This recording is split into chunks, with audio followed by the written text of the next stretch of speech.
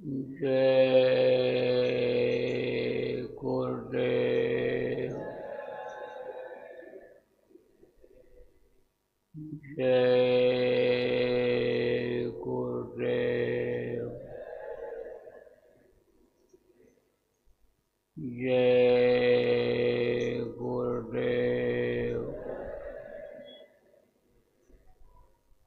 जय गुरुदेव नाम किसका। जय गुरुदेव नाम किसका। प्रभु का पावन नाम। प्रभु का पावन नाम। जय गुरुदेव।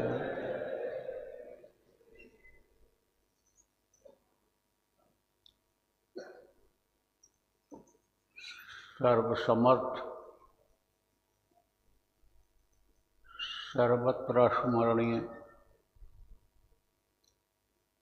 परम पूज्य गुरु जी महाराज, उपस्थित सभी साधक, सत्संगी, धर्म प्रेमी बच्चों एवं बच्चियों, आज 7 सितंबर 2024 प्रातः सुमिरन ध्यान भजन का समय, बावल आश्रम, हरियाणा। आप कुछ लोग जो नौकरी करते थे या अपना घर का काम करते थे, यह लक्ष्य बनाया, उद्देश्य बनाया कि बुढ़ापे में जिस तरह से लोग घर को छोड़ करके जंगल में चले जाते थे, उसी तरह से रिटायर होने के बाद या बच्चों को काम संभालने के बाद हम आश्रम पर जाकर के सेवा करेंगे। और आपने संकल्प बनाया, लक्ष्य बनाया, और गुरु महाराज ने आपके लक्ष्य को पूरा किया और जिम्मेदारियां घर की सौंप करके और यहाँ पर आ गए। आप सेवा भी कर रहे हो और नियमित रूप से दोनों समय भजन भी कर रहे हो, ज्ञान सुमिरन भी कर रहे हो, जो घर पर नहीं कर पाते। ऐसे सभी आश्रमवासी और जो गुरु महाराज का ये मंदिर बन रहा है, और आप लोगों ने ये सोचा कि भाई गुरु ही सब कुछ हैं और गुरु के लिए ही समझो कि किया जाता है, गुरु के लिए किया जाता है। गुरु हमारे लिए बहुत कुछ करते हैं और बहुत कुछ किया है, हमको भी गुरु के नाम काम के लिए कुछ करना चाहिए। तो गुरु के नाम काम के लिए, गुरु के उद्देश्य की पूर्ति के लिए ये जो मंदिर बनाया जा रहा है, इसमें सेवा करने के लिए जो आप लोग आए हो, और मेरे ऊपर भी दया हुई, गुरु महाराज की दया ही आपके बीच में ले आई यहाँ, तो मैं भी आपके साथ शरीक रहा। तो ये अवसर जो आज आश्रमवासी हमको और सेवा करने जो लोग आप आए हो, उनको सबको जो ये अवसर मिला जीवन में, यह एक बड़ा शुभ अवसर है, अच्छा अवसर है कि इतने लोग एक साथ बैठ करके सुमिरन ध्यान भजन किए। प्रेमियों, इस धरती पर बहुत से देश हो गए, लेकिन हर देश में कुछ नियम ऐसे हैं कि जो एक जैसे हैं। जैसे सजा का विधान है, सजा का नियम है, जो गलती करता है उसको जेल में बंद होना पड़ता है, उसको जेल में बंद कर देते हैं। तो जेल में बंद होने की व्यवस्था विश्व के लगभग सभी देशों में है। अब आप ये समझो कि जेल में बंद जब होता है तब उसको निकालने का भी विधान रहता है कि निकाला कैसे जाएगा, कैसे निकलेगा वो।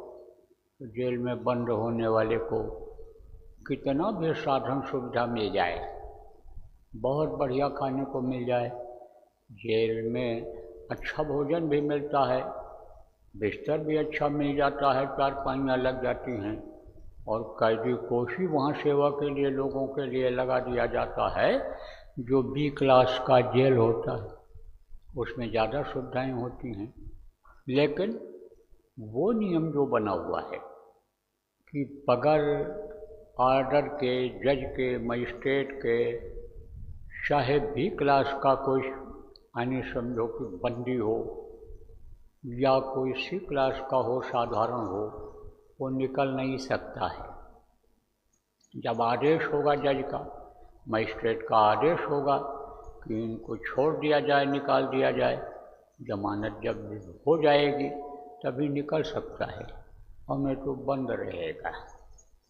ऐसे ही इस शरीर को चलाने वाली जो जीवात्मा है ये बंद हो गई है, निकल नहीं सकती है। ये आपको समझने की ज़रूरत है कि कितना भी बढ़िया खाने का इंतज़ाम हो जाए, कितना भी बढ़िया सोने का यहाँ इंतज़ाम हो जाए, गाड़ी घोड़ा से, हवाई जहाज़ से घूमने का कोई इंतज़ाम कर ले, पैसा वाला हो जाए, ऊंची कुर्सी वाला हो जाए, ऊंचे ओहदे वाला हो जाए, पूरे देश का पावर उसके हाथ में आ जाए, इतना मान सम्मान यानी उसको मिल जाए, पावर हो जाए, लेकिन उसकी आत्मा इस शरीर से निकल नहीं सकती है।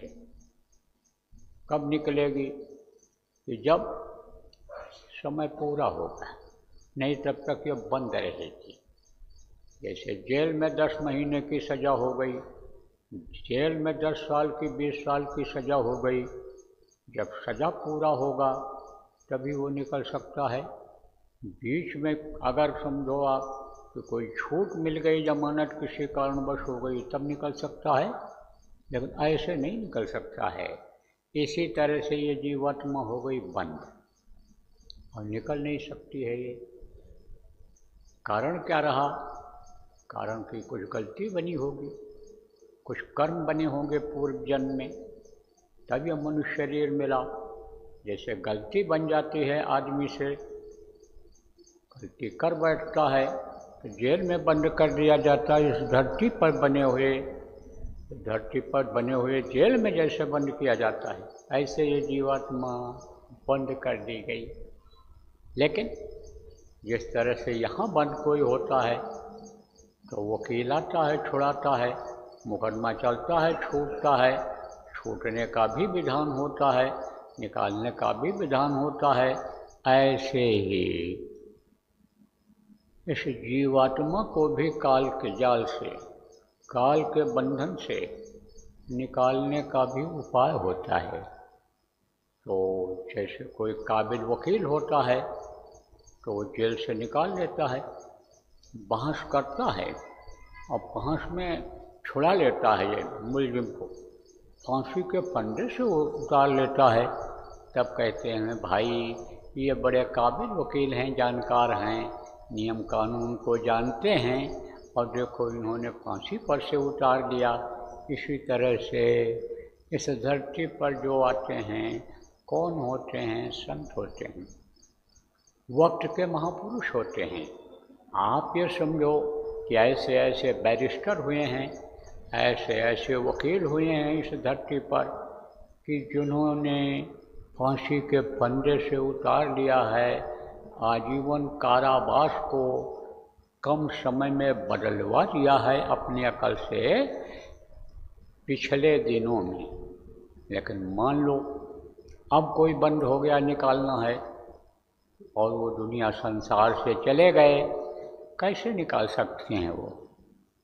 तो वक्त के वकील, वक्त के यानी समझो वैद्य, वक्त के डॉक्टर के पास, वक्त के मास्टर के पास जाना पड़ता है।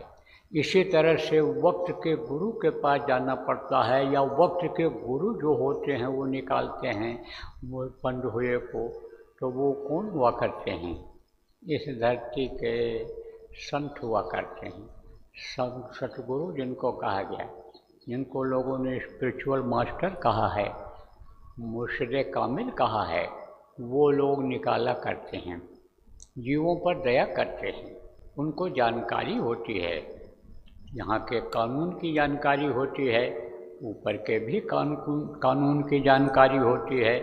जैसे छोटे वकील होते हैं, सिविल कोर्ट के वकील होते हैं, उनको यहीं तक की जानकारी होती है, और जो सुप्रीम कोर्ट के वकील होते हैं उनको ज़्यादा जानकारी होती है।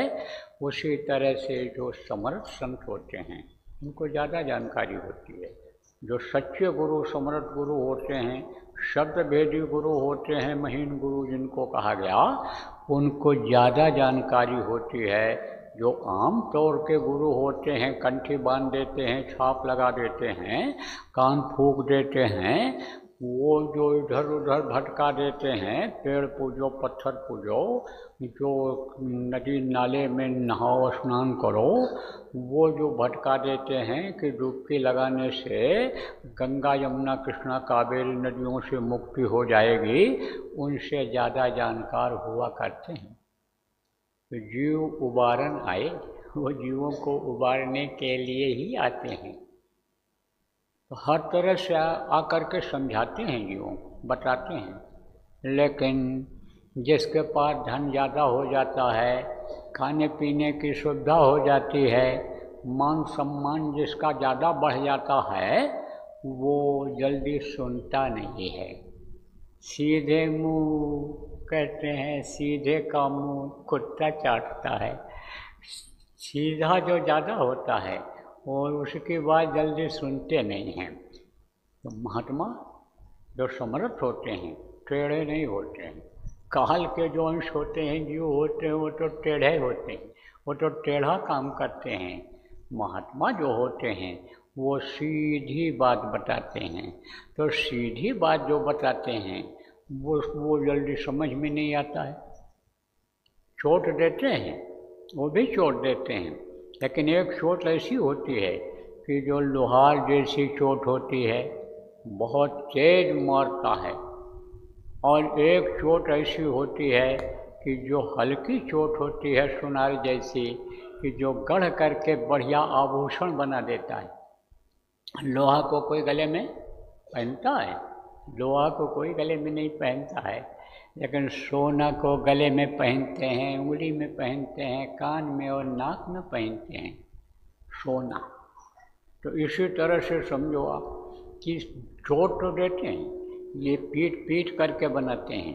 अंगूठी बनाएंगे, पीट के बनाएंगे, गले का हार बनाएंगे, पीट करके बनाएंगे, लेकिन उनका चोट हल्का होता है। ऐसे संतों का चोट हुआ करता है, वो संभालते हैं। कैसे संभालते हैं कि जैसे चोट दे करके बढ़िया से घड़ा बना देता है कुम्हार, लेकिन हाथ अंदर से लगाया रहता है, ऊपर से चोट दे दे करके और बढ़िया घड़ा सुंदर बना देता है। कि ना भी पानी पीने की इच्छा हो तो थोड़ा ही देख करके, घड़ा देख करके, उसके डिज़ाइन को देख करके, और आदमी ये सोचे कि भाई देखें पानी इसमें कहाँ से निकलता है, कितना निकलता है, लाओ थोड़ा सा निकाल करके पी करके देख लें कि इस डिज़ाइन का जो बना हुआ है, ऐसा बना हुआ है, इसका पानी कैसा होता होगा। तो संत धरती पर जो रहे हैं उनके दृष्टांत आज भी यानी समझो कि लिखे हुए हैं, लोगों को शिक्षा लेने के लिए, लोगों की जानकारी के लिए आज भी मौजूद हैं। बलख बुखारे का बादशाह था, तो बादशाह यानी समझो कि भजन भाव भक्ति में बहुत कम लग पाए। बहुत अच्छे संस्कार थे, माता पिता के संस्कार थे, पूर्वजन्म के संस्कार थे, वो पूर्वजन्म के संस्कार बने रह गए। कोई ऐसे उपदेशक मिले जिनका आना जाना उनके यहाँ रहा, कुल गुरु ऐसे मिले या माता पिता धार्मिक मिले तो वो भले ही परमार्थ के काम में लग गए हों बचपन से ही, शुरू से ही, और नहीं तो बाकी ज़्यादातर राजा लोग जो हुए हैं भोगी हुए हैं। भोगी किसको कहते हैं? जो भोग बढ़िया चाहता है, जीभ का जबान का स्वाद चाहता है, देखने का भोग चाहता है, बढ़िया चीज़ें देखने को मिलें, जो मन को भाती हैं, जो माया की लुभावनी चीज़ें हैं, जिसने माया ने यहाँ बना रखा है, रच रखा है, अपने ही रूप में यहाँ पर उतार दिया है औरतों को। काल ने जिसने सुंदर जीव बना करके यहाँ तैयार कर दिए हैं, उन स्त्री पुरुषों को ही देखने की आदत बन गई तो उसको वो देखना पसंद करता है। प्रकृति ने जो बना दिया, लुभावना दृश्य बना दिया कि ये मन को मोह ले देखने के लिए ही इसको लोग आए हैं। जैसे देखो पहाड़ी हैं, पहाड़ हैं, झरना हैं, ये बाग बगीचे हैं, फूल पत्तियां हैं, इनको देखने का भोग होता है, सुनने का भोग होता है, गाना बजाना ये चीज़ें। ये देखो सबको अंदर की आवाज़ नहीं सुनाई पड़ती है, ऊपरी लोकों में जो आवाज़ होती रहती है, लेकिन यहाँ आदमी ने ही आवाज़ पैदा कर दिया। कैसे पैदा किया? जैसे ढोलक होता है, ढोलक को इस कदर ऐसे उंगली मारते हैं कि उसी में धुन निकल जाती है, फूंक करके, और ऐसी बांसुरी बना देते हैं बांस काट करके कि उसको ऐसे दबाओगे तो उसमें आवाज़ निकलेगी, और वो आवाज़ मन को मोह लेती है, और मन को जब कोई चीज़ मोह लेती है तो शरीर का उसको ज्ञान भान नहीं रहता है। इसीलिए देखो बीन सुन करके और जो है वो सांप आ जाता है, सपेरा बीन बजाता है, ध्वनि बजाता है, और सांप मस्त होकर के आ जाता है। उसको ये फिक्र नहीं है कि हमको पकड़ेगा या कोई मारेगा। तो ये क्या है? ये भोग है, सुनने का ये भोग है, ये नभ्या का ये जो भोग है, जिसमें इस वक्त पर दुनिया फंसी हुई है, फंसती चली जा रही है, ये भोग है। ऐसे भोग में फंस जाते थे। मान लो आपका मन कहता है, आप छोटे छोटे लोग हो तो आप बड़े, लेकिन लोग कहते हैं ये छोटे लोग हैं, ये गंवार हैं, बाबा के पास छोटे लोग आते हैं, और इनके गुरु के पास भी छोटे लोग आते थे। छोटे लोगों से ही ये सब काम होता है। बड़े जो हो गए, छोटे थे गुरु महाराज के पास आए, और अब बड़ों में गिनती हो गई, पैसे वालों में हो गई, अच्छी जगहों पर ओहदों पर चले गए। आप ये समझो कि उनसे नहीं काम हो रहा है, वो छोटे बड़े हो गए, और आप ये समझो जो माया में फंस गए वो बड़े भी छोटे हो गए। ये नहीं मालूम है कि उतार और चढ़ाव यहाँ इस दुनिया में लगा रहता है। तो आप को लोग छोटे लोग कहते हैं, लेकिन आप छोटे नहीं हो, बड़े लोग हो। तो आप इस बात को समझो प्रेमियों। देखो मैं बता रहा था आपको कि राजा था, ज़्यादा विस्तार में जाने की जरूरत नहीं है। राजा था, कौन था? बलख बुखारे का बादशाह। तो ऐशाराम में फंसा हुआ था, ऐशाराम में फंसा हुआ था। अब ऐशाराम में आपको बता रहा था कि जैसे कौन फंसेगा।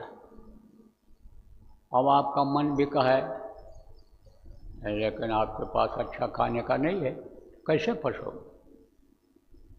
आपका मन भी कहे अच्छे बिस्तर पर सोएंगे, मोटे गद्दे पर सोएंगे, जो 2 लाख रुपए का गद्दा मिलता है, कहाँ से सो पाओगे? आपका मन कहे घूमने के लिए जाना है, कश्मीर जाना है, शिमला जाना है, ऊटी जाना है, कहाँ जा पाओगे आप? नहीं जा सकते हो। अब ये भी एक दया है, न उसी में फंसे रहते। गुरु की एक दया है इसमें, उसी में फंसे रह जाते आप, निकल नहीं पाते। लेकिन कुछ लोग ऐसे हैं कि वो उसमें फंसे हैं तो निकल नहीं पा रहे हैं। ऐसे राजा भी ऐशाराम में फंसा रहता था। सुनता तो था, आते तो थे फकीर, तालीम तो देते थे, तकरीर तो करते थे, प्रजा के जानकारी के लिए यानी राजा लोग जगह जगह पर सत्संग करवाते रहते थे, प्रवचन दिलवाते रहते थे, जगह जगह पर धार्मिक आयोजित करते रहते थे। तब बहुत से लोगों को हर तरह की जानकारी रहती थी, धर्म की, कर्म की, मानव शरीर पाने की, प्रभु को जानने की, आत्मा परमात्मा के बारे में जानकारी लोगों को रहा करती थी। तो उपदेशक तो बुलाता था, तकरीर करने वाले फकीरों को बुलाता था जनता के लिए, तो जनता उस चीज़ को जल्दी पकड़ लेती थी। क्यों? क्योंकि जनता की जो भावना थी वो दूसरी थी, धार्मिक थी। जनता तो मेहनत की कमाई खाती थी, तो मेहनत की कमाई जो खाता है उसकी बुद्धि सही रहती है, और मेहनत की कमाई में रोटी दाल ही चल जाए तो यही बड़ी बात होती है। लेकिन हराम की कमाई जब देखो आ जाती है लोगों के पास, तो ये भक्षा भक्ष करने लग जाते हैं। जो मनुष्य का भोजन नहीं भी है उसको भी खाने लग जाते हैं। कोई मिल गया तो कहा मांस खाओगे, स्वास्थ्य सही रहेगा, दिल दिमाग सही रहेगा। कोई मिल गया तो कहा मछली खाओगे, दिमाग तेज हो जाएगा। कोई कहेगा चूहा मार करके खाओगे, बिल्ली खाती है तो उछलती है, इससे उछलने लग जाओगे, सांस बन जाएगा, तेज चलने लग जाओगे, बदन में ताकत आ जाएगी। बस वैसे ही साथी मिल जाते हैं और मांस खाने लगता है, शराब पीने लग जाता है, वो आदत आ जाती है। लेकिन जो गरीब आदमी है, रोटी दाल खाता है, उसको कहो मलाई खाओ, उसको कहो कि 2000 रुपये, 4000, 10,000 रुपये की बोतल शराब पियो, पी पाएगा? तो ये भी एक दया है आपके ऊपर प्रेमियों, कि कम से कम आपके पास इतना पैसा तो नहीं है कि इसमें आप लगाओ। तो आपके ऊपर दया है। किसकी दया है? जिसके नाम पर आए हो, गुरु महाराज ये देखो जिनकी तस्वीर लगी हुई है, इनकी दया आपके ऊपर है। लेकिन पैसा हो गया जिनके पास, तो उनको उसी तरह के साथी मिल गए और वो उसी खाने पीने में मस्त हो जाता है। और राजा कोई ज़्यादा मेहनत करता है? राजा तो खाली आर्डर देता है। अगर काबिल राजा हुआ, यानी समझो अपने काबिलियत से उसको गद्दी मिली, तब तो वो लोगों को राय भी दे देता है। और ऐसी गद्दी मिल गई कि बाप राजा थे तो हम भी राजा बन गए, बेटा बन गए। तो कोई ज़रूरी थोड़ा है कि जो राजा यानी समझो जानकार था, उसका बेटा भी उतना जानकार हो। बाप ऑफिसर है और लड़का चपरासी भी नहीं बन पाता है, इतनी भी काबिलियत नहीं आती है। अब ये बना दिया जाए कि इसको बना दिया जाएगा ऑफिसर, तो कहाँ से ऑफिस चला पाएगा, कहाँ से काम कर पाएगा?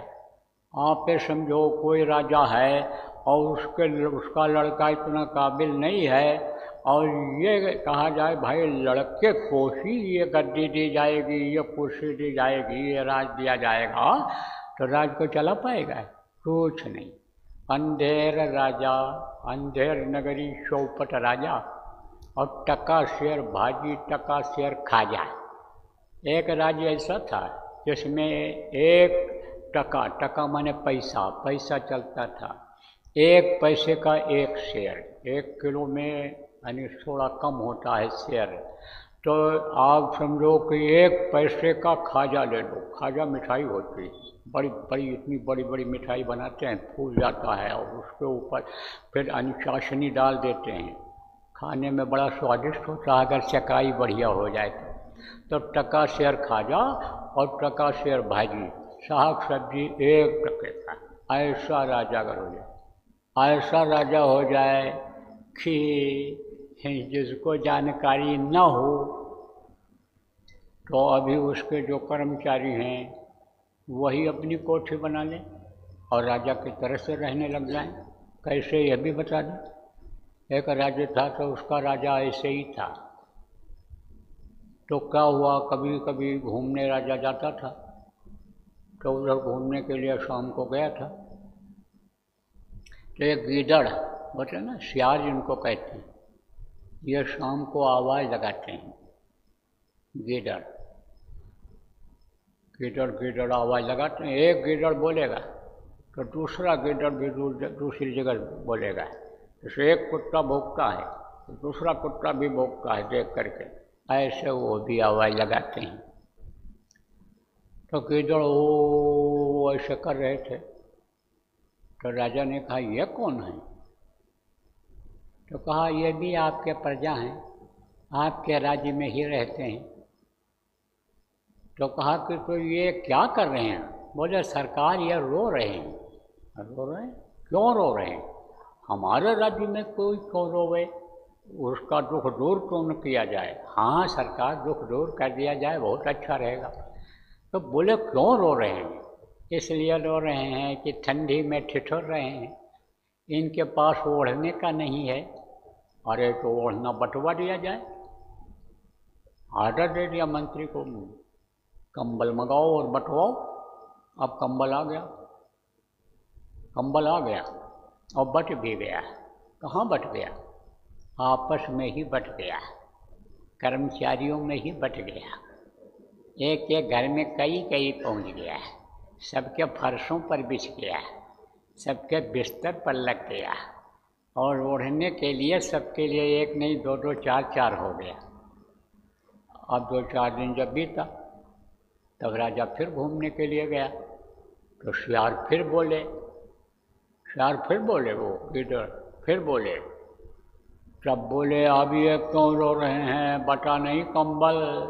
बोले सरकार बट गया। मंत्री ने कहा बट गया, कंबल का बिल भी आ गया, उसका पेमेंट भी हो गया, पैसा भी खजाने से चला गया।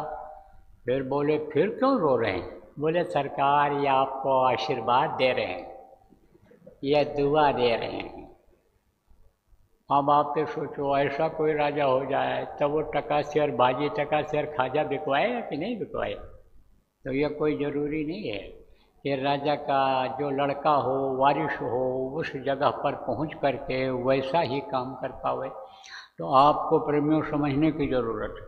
देखो मैं आपको बता रहा था, असला मकसद क्या है बताने का या समझाने का, ये समझो आप। तो बालक बुखारे का बादशाह सुनता तो सब था लेकिन समझ में कम आता था। क्यों? क्योंकि हराम का खाता था, पब्लिक का खाता था, मेहनत नहीं करता था। तो हराम का जो खाता है उसकी बुद्धि सही नहीं रहती है। जो हलाल का खाता है, मेहनत की कमाई खाता है, पसीना बहा करके लाता है, खाता है, उसकी बुद्धि सही रहती है। वो जहाँ बुद्धि लगाता है वो सही लगाता है। वो जो बुद्धिमान होता है, बुद्धि लगाता है, वही भजन भाव भक्ति कर पाता है। और जब वो भजन भाव भक्ति कर पाता है, जब वो खोज लेता है कि भाई समर्थ गुरु को खोज, तेरे भले की कहूँ, जब वो समर्थ गुरु को खोज लेता है तो उसकी बुद्धि काम करने लगती है, भजन पूजन भी करने लग जाता है। लेकिन जैसे मैंने कहा कि जीव उबारन आए, जीवों को उबारने के लिए आते हैं धरती। तो एक दिन वो बैठा हुआ था। कहाँ बैठा हुआ था? छत के ऊपर। कौन? इब्राहिम। महल के छत पर शाम को गया था, बैठ गया था हवा में, अंधेरा हो रहा था। तो देखा एक लंबा तड़ंगा आदमी, काफी लंबा, पर्सनालिटी वाला, मोटा तगड़ा, घूम रहा है। डांटा उसने, कौन है? कहा खिजेर। खिजेर माने क्या होता है? बोले भटके को राह बताने वाला जो होता है उसको खिजेर कहते हैं। तो कहा खिजेर, यहाँ क्यों घूम रहे हो? यहाँ किसको क्या बता रहे हो? तो उसने कहा यहाँ मैं ऊँट खोज रहा हूँ। ऊँट?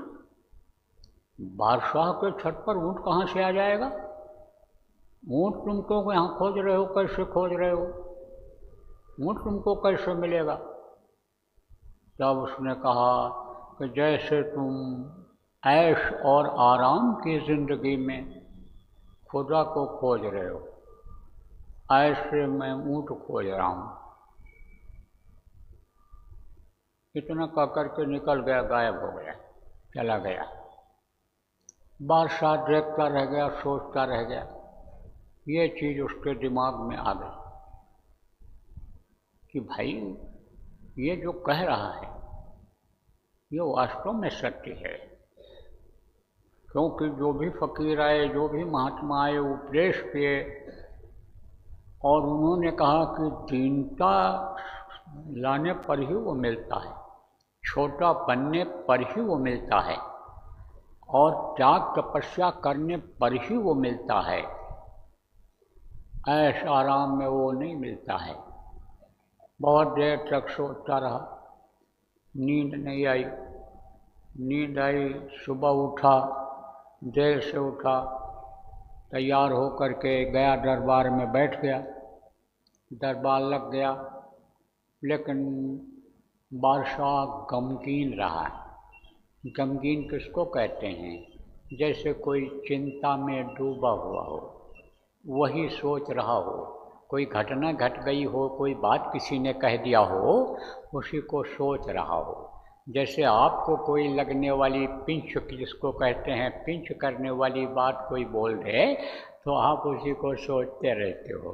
ये बच्चियां भी सोचती रहती हैं, ये माताएं भी सोचती रहती हैं। बहू ने कोई कड़क बात कह दिया, यानी सास ने कोई बात बहू को कह दिया, तो यह भी सोचती रहती हैं। ऐसे ही राजा भी सोच ही रहा था, बैठा हुआ था। तो लोग समझो दरबार के यही सोच रहे थे कि भाई क्या करें, इनको, राजा को किस तरह से खुश करें, कैसे बुलवाएं इनको, विदूषक को बुलावें। विदूषक रखते थे राजा लोग। विदूषक किसको कहते हैं? कि जो हंसाते थे, ऐसी ऐसी बात बोल देते थे कि राजा बहुत गमगीन हो, बहुत गम में डूबा हुआ हो, चिंतित हो, लेकिन वो भी सुन करके उनकी बातों को हंस देता था। तो मंत्री लोग सोच ही रहे थे कि विदूषक को बुलाया जाए। तब तक उसी तरह से एक रौबदार आदमी आ गया वहाँ पर। किसी ने उसको रोकने की हिम्मत नहीं किया और एकदम दरबार में पहुँच गया और कहा कि इस सराय में कौन रहता है? लोगों ने कहा यह सराय नहीं है, ये तो राजा का महल है, बादशाह का यह महल है। तब उसने डांटा जोर से, जो मैं पूछूं उसका जवाब दो। इस सराय में रहता कौन है? इस सराय में ये कौन रहता है यहाँ, ये बताओ। तो बादशाह हस्तक्षेप किया कि हमारे आदमी तो इसकी आवाज़ में दब जा रहे हैं, नहीं बोल पा रहे हैं। बादशाह ने कहा ये मेरा महल है, मैं यहाँ पर रहता हूँ। देखो, जब फौज हारने लगती है तो सेनापति अस्त्र उठाता है, और सेनापति भी जब हार जाता है तब आप ये समझो कि बादशाह आकर के और सामने मोर्चा लेता है, राजा मोर्चा लेता है लड़ाई में। ऐसे उस वक्त पर बातों की लड़ाई जो ये चल रही थी, उसमें राजा को आगे आना पड़ा। बादशाह ने कहा मैं यहाँ का राजा हूँ, मैं बादशाह हूँ और ये मेरा महल है और मैं इसमें रहता हूँ। तब उस आदमी ने कहा ये बताओ कि अभी तो तुम रहते हो और तुमसे पहले कौन रहता था? तब बादशाह ने कहा मेरे पिताजी रहते थे। उनसे पहले कौन रहता था? उनके पिताजी रहते थे। तब उसने कहा कि बादशाह तू ये बता कि जिस घर में तेरे दादाजी आए रहकर चले गए, पिताजी रहकर चले गए, बोल उस घर को तू अपना कहता है? तो इस घर में हमेशा रहेगा? वो चले गए तो तेरे को भी जाना पड़ेगा। तो इस चीज़ को सोच रहा है? तो ऐश और आराम की ज़िंदगी में अपने मौत को भूल रहा है? अरे तू भी जाएगा, जो जो आया सबको जाना पड़ा, जो जो गए बहुरी नहीं आए। राजा रंक फकीर, चाहे राजा रहे हों चाहे रंक रहे हों, चाहे यानी गरीब रहा हो चाहे फकीर रहे हों, महात्मा रहे हों, ऋषि मुनि रहे हों, सबको इस दुनिया संसार से जाना पड़ा, तो राजा को याद दिलाया, कहा बोल राजा गए कि नहीं गए, तो क्या तू यहाँ रहेगा, तुझको भी जाना पड़ेगा, तो सोच तू कहाँ जाएगा, फिर तेरी ये रूह को जीवात्मा का अन्य जीवात्मा को कहाँ जाना पड़ेगा, इसका क्या हाल होगा, क्या कभी तूने सोचा। अब सोच ले जो समय बचा है, अब सोच ले, अब कुछ कर ले, निजात का तू रास्ता खोज ले। अरे तू सोच राजा, इतना कह करके निकल गए। अब किस रूप में आए, कैसे कैसे संत मिलते हैं। आपको 2 दिन पहले अभी सुनाया था, गुरु महाराज के बारे में बताया था प्रेमियों। तो गुरु महाराज ने ही बताया कि कैसे वो शान से बचत करने वाला आदमी हमारे बीच में आ गया। अभी 2-3-4 दिन की बात है, इसी में आपको सुनाया था। तो आप ये समझो कैसे कैसे जीवों को पकड़ते हैं, संभालते हैं संत। यह अपने सोच से, मानव बुद्धि से परे की चीज है। तो वो तो अपना काम करके चले गए। अब राजा बड़े फिक्र में हो गया, बादशाह इब्राहिम बड़े फिक्र में हो गया। बोला भाई वहाँ के लिए भी कुछ करना चाहिए, यहाँ के लिए तो सब कुछ करने में लगे हुए हैं, लेकिन यहाँ की ये चीज़ें मरने के बाद कुछ साथ गई नहीं, तो वहाँ की जानकारी करनी चाहिए। जाना कहाँ है, वहाँ की क्या व्यवस्था है, वहाँ क्या करना रहेगा, वहाँ जाना रहेगा तो कैसे जाएंगे, इनकी जानकारी करनी चाहिए। तो उसके लिए कोई कामिल मुर्शिद खोजना चाहिए, जानकार खोजना चाहिए, स्पिरिचुअल मास्टर खोजना चाहिए। जैसे आप देखो छोटा मोटा हथियार होता है, उसको बनाने में आसानी रहती है और ज़्यादा जगहों पर बनता है, लेकिन जो बड़ा हथियार है या बड़ी चीज़ें हैं, बड़ी मशीनें हैं, ज़्यादा काम की हैं, वो कहीं कहीं बनती हैं। तो छोटी चीज़ को यानी जानकारी तो सब जगह हो जाती है। मोटी बात आप ये समझो कि जैसे रोटी बनाना, दाल बनाना, साग सब्जी बनाना, ये तो बच्चियाँ सब जगह जान जाती हैं। लेकिन जब सिलाई कढ़ाई सीखना होता है, जब पूड़ी मिठाई बनाना होता है, तरह तरह के व्यंजन बनाने होते हैं, तब उनको स्कूलों में भर्ती होना पड़ता है। वहाँ जो जानकार महिलाएं होती हैं, जिनको टीचर, शिक्षिका यानी प्रशिक्षिका कहते हैं, वो बताती हैं, वो सिखाती हैं, तब वो जान पाती हैं। तो उसने कहा भाई वो तो कोई ज़्यादा जानकार जब होगा उसके पास जाना पड़ेगा। पता लगाने लगा तो पता लगाया जब, तो पता लगाया कि भाई कबीर साहब इस समय के महान संत हैं, इस धरती पर वही संत हैं, उन्हीं को मालूम भाई ये इल्म। फिर उसने सोचा कि यहाँ उनको बुलवाया जाए।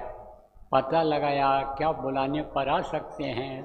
बोले नहीं आ सकते, ऐसे नहीं जाते हैं वो तो एक जगह पर रहते हैं, स्वाभिमानी होते हैं। कोई प्रेम से बुलाता है, दिल में यानी समझो कि बसा करके उनके दिल में बस जाता है, प्रेम पैदा कर देता है, तो जाते भी हैं। लेकिन सार्वजनिक जगह पर जाते हैं, उपदेश करते हैं, किसी के वश में नहीं होते हैं, किसी के विशेष स्थान पर नहीं जाते हैं, वो तो सबके लिए होते हैं, जनहितकारी काम करते हैं, जाते भी हैं, उपदेश करके वापस चले आते हैं।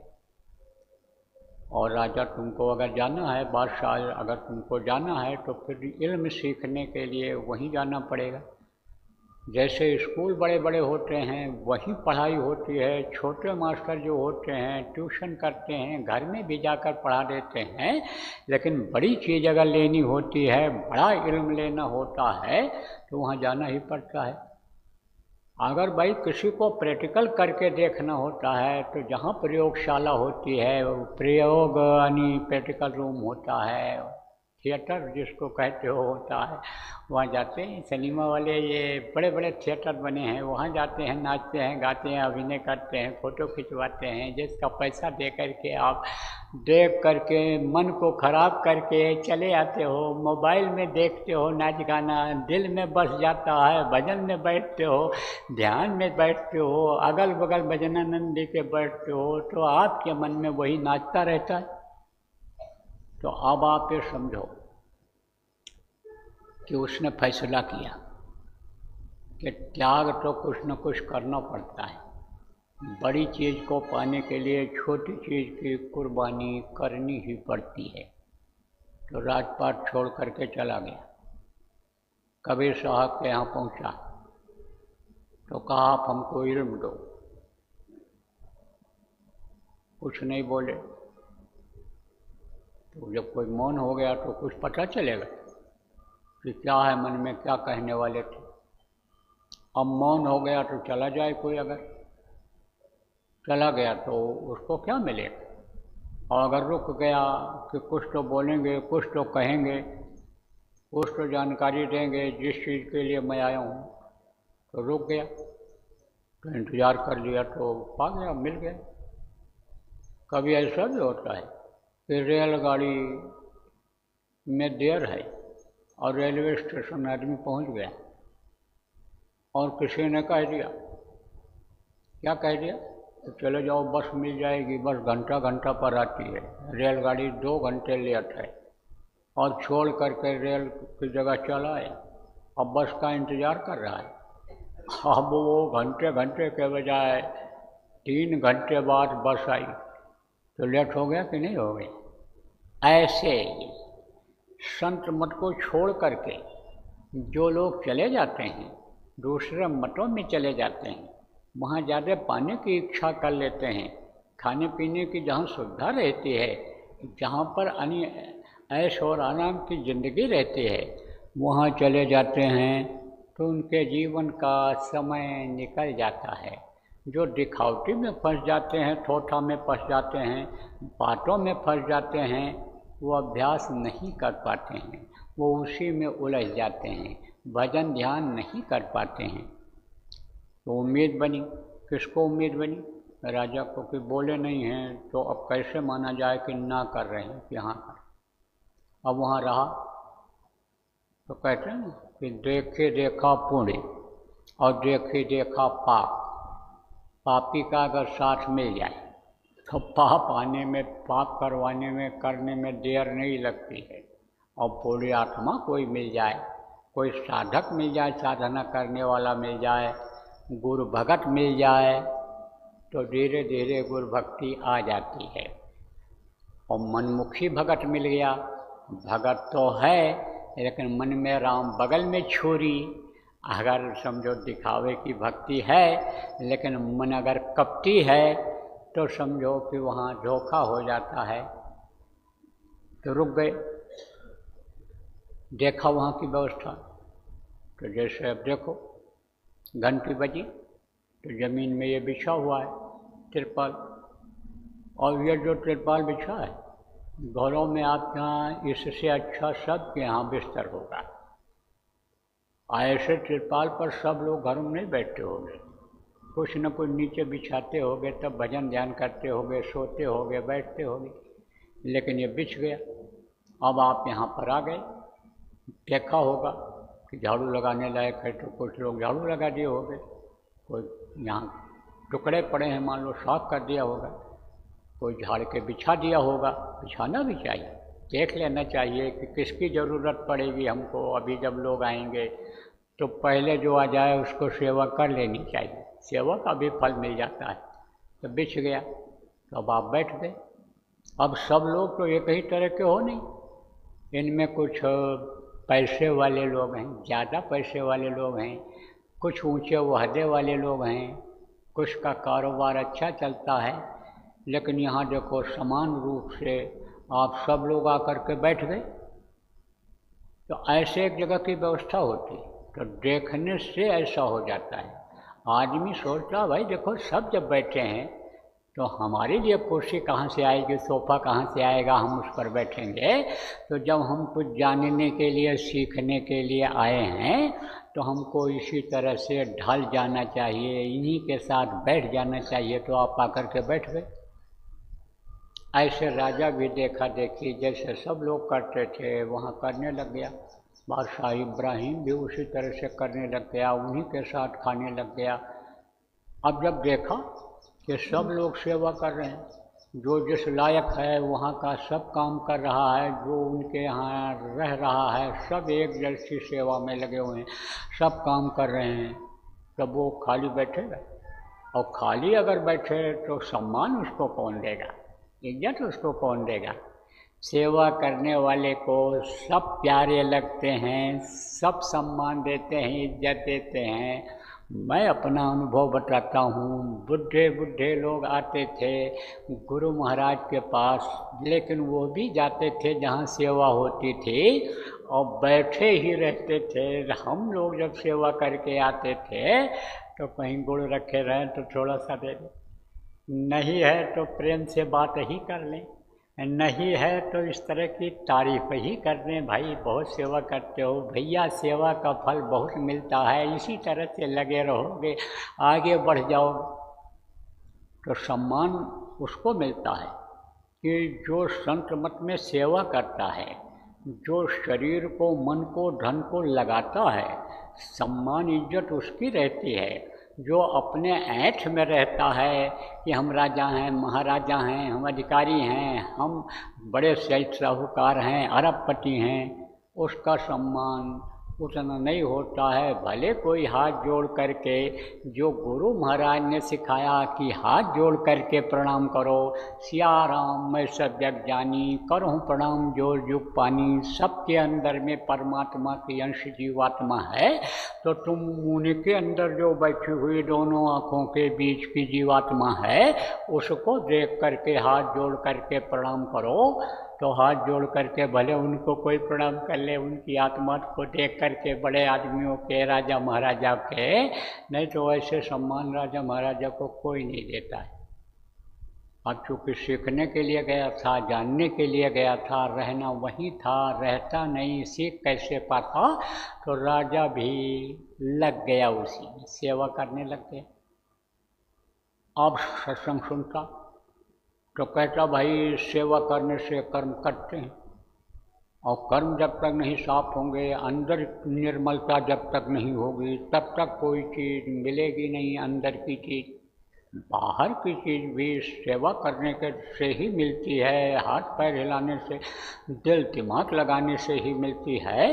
तो ये भी चीज़ जो बड़ी चीज़ है, जो दुनिया की चीज़ों से भी बड़ी है, कीमती है, उस चीज़ को पाने के लिए कर्मों को काटना पड़ता है, और कर्मों को काटने के लिए सेवा करनी पड़ती है। तो ये सुनता था सत्संग, तो सेवा करता रहा, काफ़ी दिन तक रहा, उम्मीद बनी रही। कैसे उम्मीद बन जाती है यह भी बता दें आपको। जब गुरु महाराज के पास रहता था आश्रम पर वहाँ, तो वहाँ पर एक आदमी रहता था। तो वो आदमी कैसा था? मोटा तगड़ा था, पर्सनालिटी वाला, मस्त रहता था। जिनको फिक्र कम रहती है उनको मस्ती ज़्यादा रहती है। जो फिक्र ज़्यादा करते हैं, चिंता ज़्यादा करते हैं, कोई भी चीज़ की चिंता हो, चाहे दुनिया की चिंता हो, चाहे परमात्मा की चिंता हो, चाहे अपनी चिंता हो, चाहे अन्य जीवों की चिंता फिक्र हो, उनका शरीर दुबला हो जाता है। तो जिसको को छूना चाहिए सोई शहंशाह, उसको कोई फिक्र नहीं। खुरपी उठाया गोड़ दिया, फावड़ा उठाया गोड़ दिया, पानी लगा दिया खेत में, वहीं रहता था। झोपड़ी बनवा दिया था जहाँ खेती होती थी, साग सब्जी। तो जब मौका पाता तब गुरु महाराज से कहता, गुरु महाराज हमारी शादी करा दो। तो गुरु महाराज मुस्कराते, ऐसे ऐसे करते, कभी कुछ कहते कभी कुछ कह देते। उम्मीद बन जाती उसकी कि हमारी शादी हो जाएगी।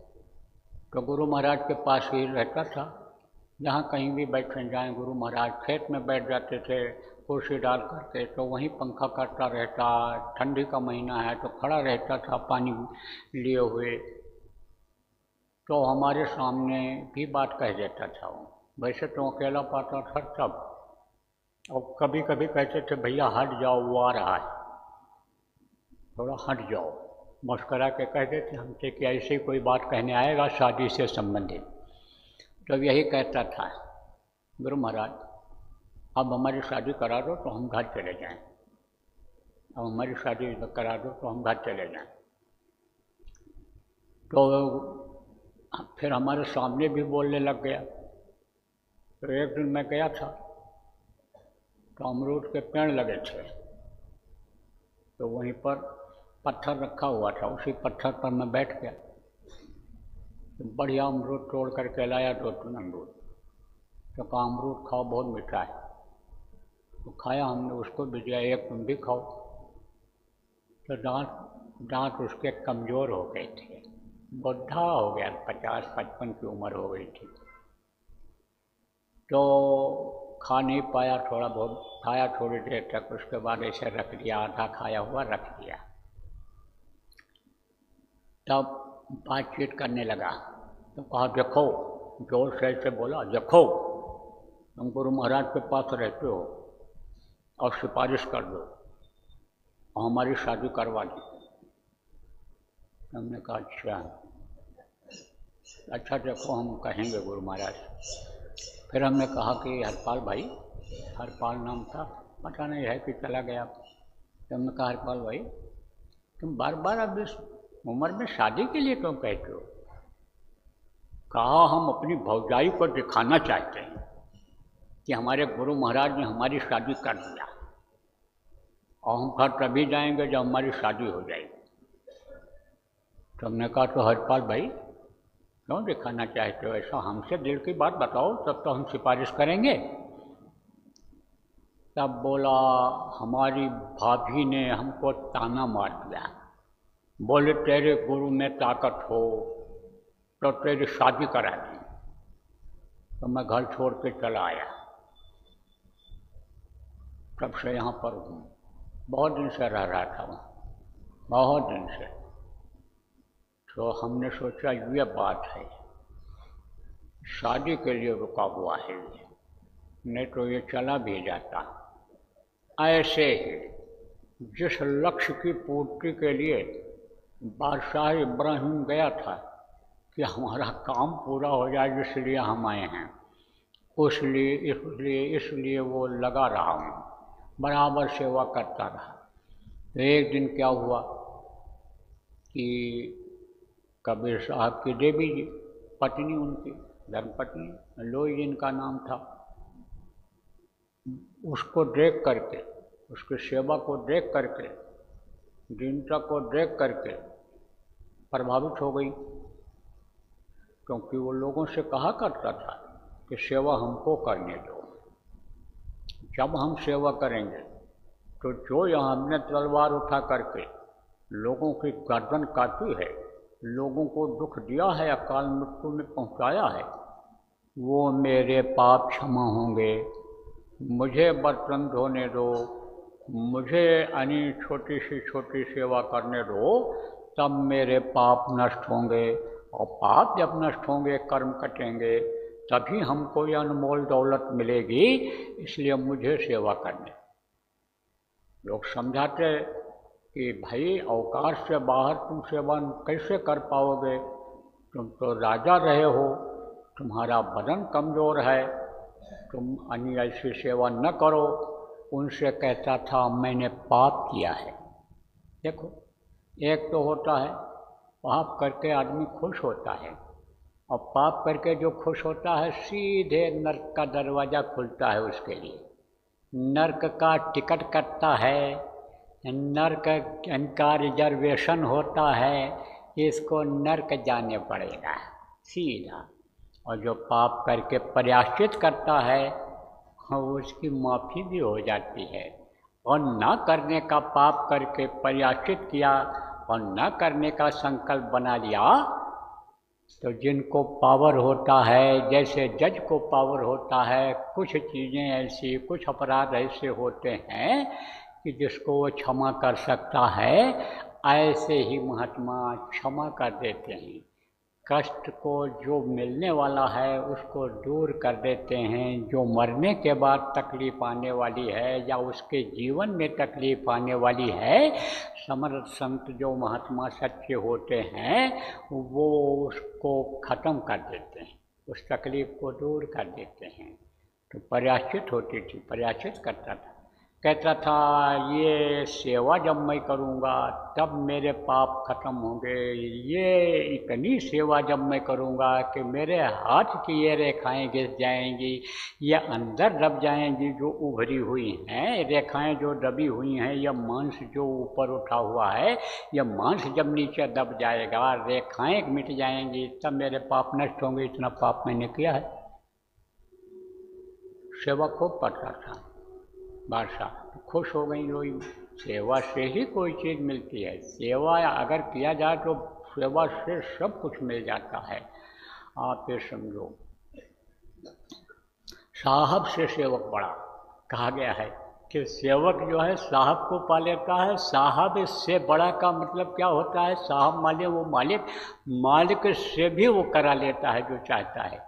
जैसे सेवा करके बेटा बाप के जेब में से पैसा निकाल लेता है, ले गया, पानी पिलाया, नहलाया, धुलाया, खाना भी खिला दिया, फिर पिता से कहा पिताजी एक आना पैसा दे दो, 100 रुपया दे दो, 50 रुपया दे दो, तो नहीं देगा? है कहा भाई बड़ा सेवक है, ये सेवा किया है, खुश हो जाते हैं, दे देते। तो खुश हो गई कौन? कबीर साहब की अर्धांगिनी, जिनका रिश्ता दुनिया से था, उनका लेना देना उनके शरीर से था, आत्मा से लेना देना उनका नहीं था। आत्मा से तो उनके साथ इसलिए जुड़े हुए थे वो कि इस जीव का भी उद्धार हो जाएगा, नहीं कुछ होगा तो सेवा का ही इसको लाभ मिल जाएगा, भजन करेगी, मन लग जाएगा सेवा के फल से और पार हो जाएगी। तो लोई ने कहा कि अब इसको नाम बख्श दीजिए, दे दीजिए।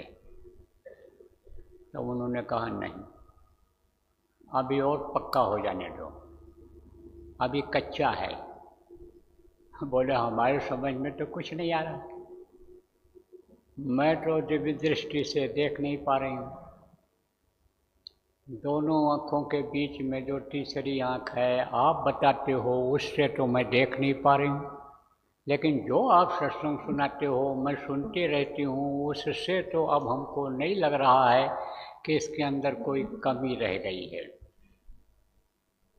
तब बोले अच्छा लोई, जब ये सुबह उधर लेटरिन जाने लगे, टट्टी जंगल मैदान जिसको आप कहते हो, शौच जिसको कहा जाता है, मल त्यागने के लिए जब जाने लगे, तब तुम छुप करके इसके ऊपर कूड़ा डाल देना।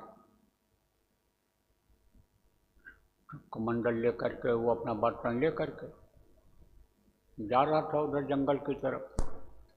लेटरिन तो इतनी उस समय होती नहीं थी, जा रहा था तो पीछे से कूड़ा डाल दिया लोई ने छिप करके। जब कूड़ा देखा घूमा इसे, क्या है ये, किसकी जरूरत हुई, किसने जरूरत किया ये, किसने हिम्मत किया ये कूड़ा डालने? अरे न होता तू बलख में, बलख बुखारे का बादशाह था वो, कहा न होता तू बलख में, न होता मैं और तू होता बलख में, मैं होता और तू बलख में होता तो तेरी खाल खिंचवा करके भूसा भरवा देता।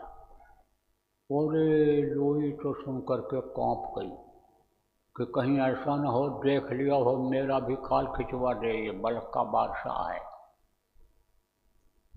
कुछ नहीं बोली, कहीं हाथ जोड़े खड़ी हुई थी। कबीर साहब बोले क्या है, बोलो क्या कह रही हो, क्या कहना है, बोल लोई बोल।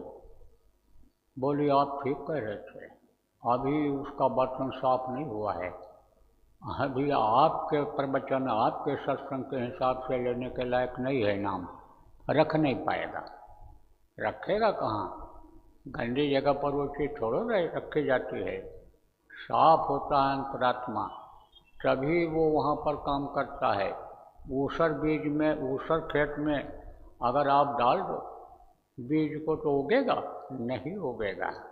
दही वाले बर्तन में दूध रख दो तो दूध रह जाएगा, दही बन जाएगा। दही भी नहीं ठीक से बन पाएगा, उसमें बदबू आने लगेगी, स्मेल बदल जाएगी, गंध बदल जाएगा उसका, न दूध रह जाएगा न दही रह जाएगा। वो आप ये समझो, दही खट्टा होता है तो ठीक से खट्टा हो पाएगा, और ना वो आप समझो कि दूध जैसा मीठा अमृत जैसा रह पाएगा।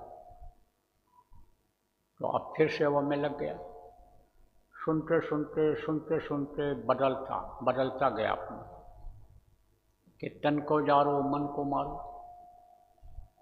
तन को यानी कष्ट दो, तकलीफ दो थोड़ा सा, और मन को मारो। और मन तो उसका बलक के तरफ चला गया था कि मैं बलक का बादशाह हूँ। आप भी अपने को बादशाह समझ रहा था। तो कहा गया लघुता से प्रभुता मिले, प्रभुता से प्रभु। लघु बन जाओ, छोट बन जाओ तो भगवान को पा जाओ, और प्रभुता रहेगा तुम्हारे अंदर तो वो मिलेगा। ये समझो कि नमक नमक से खाया जा सकता है? नहीं। ये जो पढ़े लिखे लोग बैठे हो, प्लस प्लस यानी समझो कि दो तार होते, गरम तार और ठंडा तार। तो गरम तार अगर दोनों कर दोगे तो बल्ब जलेगा, पंखा चलेगा नहीं। एक तो छोटा यानी समझो निगेटिव होना चाहिए, एक निगेटिव और एक पॉजिटिव। संतान की उत्पत्ति ऐसे नहीं होती है कि कोई स्त्री अकेले कर ले या कोई पुरुष ही संतान की उत्पत्ति कर ले, दोनों की ज़रूरत होती है, तब माँ के पेट में गर्भ आता है, फलता है। लेकिन पुरुष के संपर्क में जब स्त्री आती है तभी यानी बच्चा पेट में आता है, वरना नहीं आ सकता है। तब आप ये समझो प्रेमियों कि अहंकार उसका खत्म हुआ है और दुनिया को वो भूलने लग गया, और दुनिया की चीज़ों से प्रेम उसका हटने लग गया, और प्रभु की तरफ उसकी लगन लग गई, और मौत उसको सामने याद आने लग गया कि भाई मौत एक दिन आएगी, और जब तक इस शरीर में प्राण है, जीवात्मा है और ताकत है, तब तक अपना काम बनाना चाहिए। बाकी काम ये सब थोथा है। और फिर जब इच्छा जगी तब अंदर में प्रार्थना करने लगा कि अब दे दीजिए, अब नामदान दे दीजिए। तो उन पर का हाल जब देखा तब एक दिन लोई से ही कहा कि मैं सोच रहा हूँ। कबीर साहब ने लोई से कहा कि मैं सोच रहा हूँ कि अब इसको नामदान दे दिया जाए। तो लोई ने कहा मैं तो देख रही हूँ जैसे था ऐसे ही है और कोई परिवर्तन नहीं हुआ। तब कबीर साहब बोले कल सुबह जब ये शौच के लिए जाने लगे तब तुम थोड़ा सा कीचड़ मिट्टी यानी गंदी चीज़ों को नाली से निकाल कर, कचरा को निकाल करके और इसके ऊपर डाल देना। तो वही डरी कि भूसा, कूड़ा डाला था तो भूसा भरवा रहा था, और ये कीचड़ डालेंगे तो क्या हाल करेगा। लेकिन विश्वास किया कबीर साहब की बातों पर, क्योंकि वो जो बातें कहते थे सत्य निकलती थी, जो बातें करते थे जनहित की करते थे, किसी को फंसने फंसाने वाली बात नहीं करते थे। तो इस चीज़ का लोई को अनुभव था। तो अनुभव ने कहा ठीक है डाल देंगे। तो डाल दिया छुप करके, और जब देखा तो कहा अरे भाई, जब पड़ा बगलक के बादशाह के ऊपर, इब्राहिम के ऊपर कीचड़ और गंदगी, दूसरे दिन सुबह तब देखा, तब बोला अरे भाई, अपने हाथों को आपने क्यों इतना गंदा किया।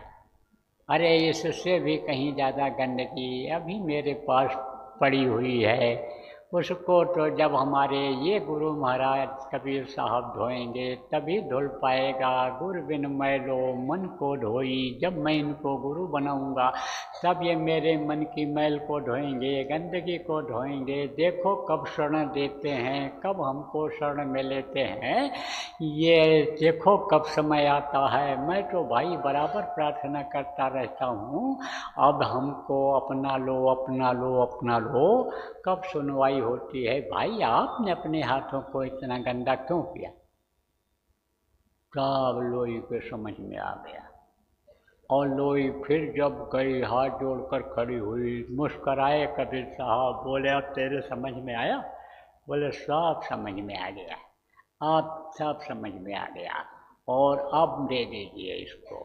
तब उसको नामदान दिया और अभ्यास कराया, और जब इल्म मिल गई उसको, जब अंदर का दीदार दर्शन हो गया, कुछ दिन तक वहाँ रहा। तब कबीर साहब ने कहा कि अब तू चला जा यहाँ से। महात्मा किसी का घर छोड़ाते हैं? किसी का नहीं छोड़ाते। महात्मा किसी का गृहस्थी नहीं खत्म करते हैं। महात्मा तो क्या करते हैं? गढ़ते हैं। क्या गढ़ते हैं? जैसे बढ़ई गढ़ता है, बढ़ई बढ़िया बर्तन बना देता है, जैसे गढ़ करके कुम्हार बर्तन बना देता है, जैसे ये पीतल का बर्तन अन्य चीज़ों को पीट पीट करके गढ़ करके ये कारीगर बना देते हैं, ऐसे महात्मा इस धरती के गढ़ने वाले होते हैं। वो समझा करके, बता करके, निर्मल करके जीवों को नामदान दे करके, भजन करा करके, उनके कर्मों को काट करके, उनके दुख तकलीफ़ों को दूर करके, और फिर वापस भेज दिया करते हैं। आप देखो आश्रमवासी जो यहाँ रहते हो, किसी के ऊपर कोई दबाव डालता है कि नहीं तुम यहीं रहो, बच्चों को छोड़ दो, घर न जाओ, आप आते जाते रहते हो। लेकिन जिम्मेदारी से जब आप काम करते हो तो यह भी है कि भाई जिम्मेदारी किसी दूसरे को दे करके चले जाओ, वो संभाल लेगा, वो देख लेगा। तो कुछ दिन जब बीता, तब कहा कि जाओ, चले जाओ तुम। तो आदेश गुरु का, चाहे रैन में हो, चाहे बैन में हो, चाहे सैन में हो, पालन करना चाहिए। गुरु भक्ति तभी दृढ़ होती है, गुरु भक्ति तभी मजबूत होती है जब गुरु के आदेश का पालन किया जाता है, गुरु के वचनों को याद रखा जाता है, उनके बताए रास्ते पर चला जाता है, तभी गुरु भक्ति होती है। कहने से नहीं होती है, करने से होती है। कहने से तो छोटापन आ जाता है, लेकिन जिसको गुरु मानते हो उसकी बातों को मानो, वो जो कहे हैं उस रास्ते पर चलो, तब तो गुरु भक्त माने जाओगे। तो अब आप ये समझो प्रेमी कि गुरु भक्ति के लिए तो चल पड़ो, लेकिन बोला अब वहाँ क्या जाएं? जिस कचरे से निकले उसी कचरे में फिर फंसने के लिए जाएं? फिर उस गद्दी पर जब बैठेंगे तो बुद्धि खराब होगी, फिर वही समस्याएं आएंगी, फिर वही काम हमको करना पड़ेगा कि जिसके लिए कह रहा था कि हाथ के रेखाएं घिस जाएँ तो राजा का यह धर्म होगा, रक्षा करना होगा, कैसे भी रक्षा करो, प्रजा की रक्षा करो, धन की रक्षा करो लोगों के। तो कहीं लड़ाई लड़नी पड़ी, कहीं सजा देना पड़ा, कहीं मार काट करना पड़ा, तो भैया कर्म जब कटा है तो अब क्या जाना वहाँ। चला गया। कहाँ गया? वहीं राज्य में एक नदी थी, वहीं अपना फूस फास रख लिया, कुटिया बना लिया, वहीं पर रहने लग गया। पास में जाता, दाढ़ी बाल सब बढ़ गए थे, कपड़े भी आप ये समझो वैसे ही साधारण हो गए। कुछ दिन के बाद वो कपड़े भी फटने लग गए थे। तो उधर गांव में चला जाता, लोग पहचान नहीं पाते, तो रोटी मांग करके लाता, खाता, नदी में पानी पीता, भजन करता। तो वो जो गुडड़ी थी उसकी, गुडड़ी किसको कहते हैं? कुछ कठड़ी कहते हैं, कुछ गुडड़ी कहते हैं। वो कपड़े जब फट जाते थे तो उसको यानी ऐसे इकट्ठा करके जमा लेते, जो अच्छे कपड़े रहते उनमें पैंच लगाकर, चकट्टी लगाकर उसी में उसको भर देते, उस पर लोग सोते थे।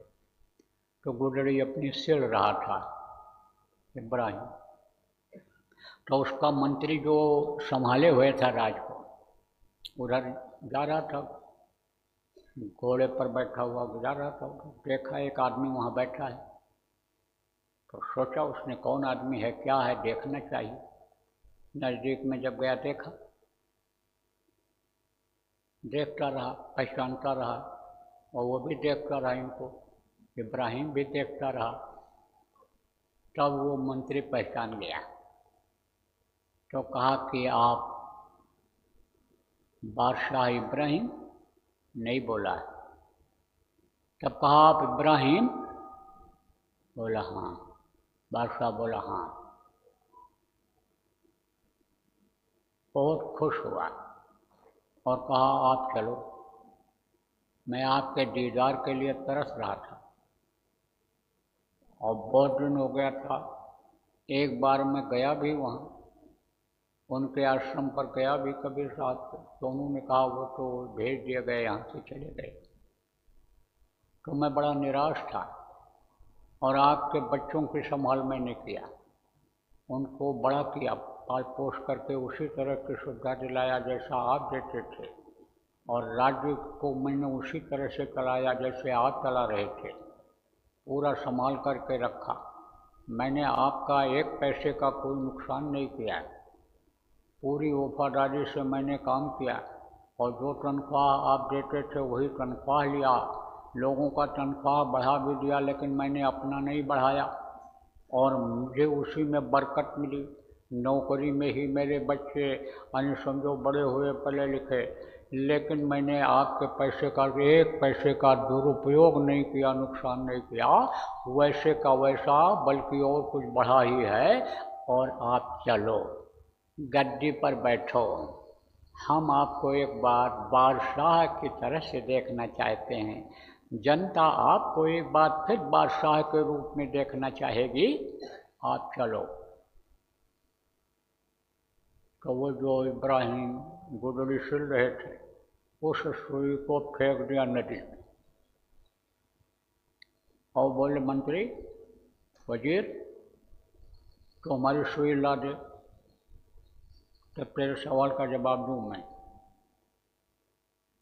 उसने कहा आप हमको 1 घंटे का समय दो, हम आपको लोहे की नहीं सोने की सुई ला करके देंगे। एक की नहीं कई जगह दे देंगे, कई अदद दे देंगे, कई पीस दे देंगे सुई आप। इब्राहिम ने कहा नहीं, बादशाह ने कहा नहीं, हमको तो वही सुई चाहिए। तो उसने कहा वही सुई कैसे मिलेगी? अब तो सुई कितनी गहराई में गई, नदी कितना गहरा है, और वो जमीन पर है या बालू में नीचे धंस गया, मिट्टी में धंस गई सुई, तो वो सुई कैसे मिलेगी? बोला तू नहीं ला पाएगा? नहीं ला पाऊंगा, वो सुई नहीं निकाल सकता हूँ मैं, मेरे बस का नहीं है। तो ध्यान लगाया इब्राहिम, बैठा दिया उसको, कहा बैठो। ध्यान लगाया, एक मछली सुई को लेकर के ऐसे ऊपर आ गई। कहा जा आप तो ले, अब निकाल ला वो देख। और मछली तब तक रुकी रही नहीं, मछली आदमी को देख के भगती है, और जब उसने सुई पकड़ लिया तो मछली फिर पानी में चली गई। कहा देख अब ये इल्म हमको मिल गई, ये विद्या हमको मिल गई, अब हमको गद्दी भाएगी कि ये जो मिला है इसको हमको बढ़ाया, हम इसको बढ़ाएंगे और हम आगे इसको लोगों को बताएंगे, समझाएंगे, सिखाएंगे, कराएंगे। बोल गद्दी पर बैठना ठीक रहेगा कि ये ठीक है? जा तू जा, अब तू राज कर, जैसे कर रहा है ऐसे कर। तो प्रेमियों ऐसी चीज़ मिल गई आपको। क्या मिल गया? ऐसी चीज़, पाने की चीज़ मिल गई, या नाम मिल गया आपको, गुरु मिल गए आपको।